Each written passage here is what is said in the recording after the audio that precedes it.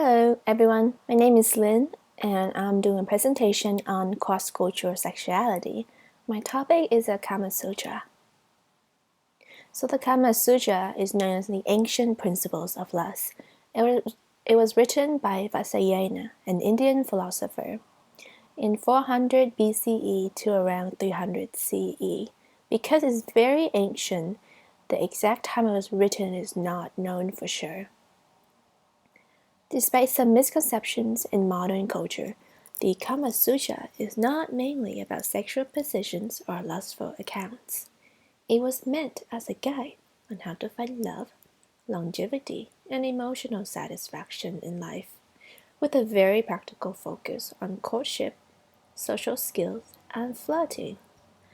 Thus, the Kama Sutra can be considered a work of philosophy.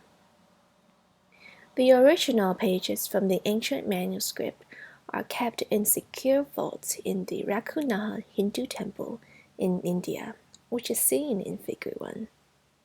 Figure 2 is a cover image of the illustrated and translated version of the Kama Sutra. A very fun fact is that it became one of the most pirated books in the English language after its publication in 1883. The Kama Sutra inspired many works of art and writing. The most prominent was perhaps the UNESCO World Heritage Site called Kachuharu. It is located in Madhya Pradesh in India and is very famous for its collection of erotic carvings and statues. They depict various sexual positions, actions, polygamy, unusual practice, and even animals sometimes. So these are figure 4A and 4B of some example statues.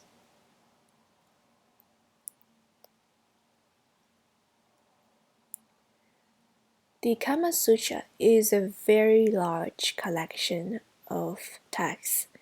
It totals 1,250 poetry verses located in 36 chapters, sectioned to 64 parts, and the entire collection consisted of 7 books. It is so large and extensive that we'll only talk about some key chapters and verses. So in each story, the characters depicted are usually a man and a woman, with side characters such as the libertine, the panda, and the jester. It can be very dramatic fiction sometimes, with references to Hindu mythology and legends. Perhaps the most interesting about the Kama Sutra is that it was quite revolutionary for its time. In the 3rd century, concepts of lesbians, gay men, consent, and equality were written, as well as very controversial ideas of adultery, polygamy, and other unusual behaviors. In particular, in chapter 2.6, equality was mentioned, and the needs of a woman and a sexual woman were described along with men. This showed that the early ideas of feminism and equality of both sexes were known in a time where slavery was rampant through the continents. And here is a picture of a depiction of the Kama Sutra sexual positions. It's an artistic rendering. So prostitution was also regarded as a risky thing, but the Kama Sutra taught men to guard and respect these women and called them public women as an alternative name to prostitute. There is widespread discussion and interpretation about the meanings and the importance of the Kama Sutra. It played a very essential role as a pirated and underground text. It educated people in many aspects of sexuality and sex. So while it was widely recognized, there are some issues in the depictions, such as adultery.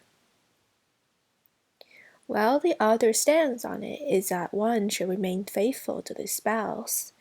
He also had very problematic biases and teach people strategies to engage in adulterous relationships.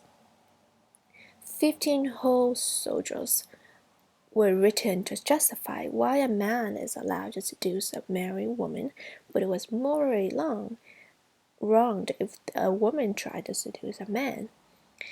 Thus, is a very complicated book that attempted to teach about the many differences of sexuality, and its interpretation is really up to you. So, what do you think? And feel free to leave any comments and questions in the discussion post. I'll get back to you right away. Thank you.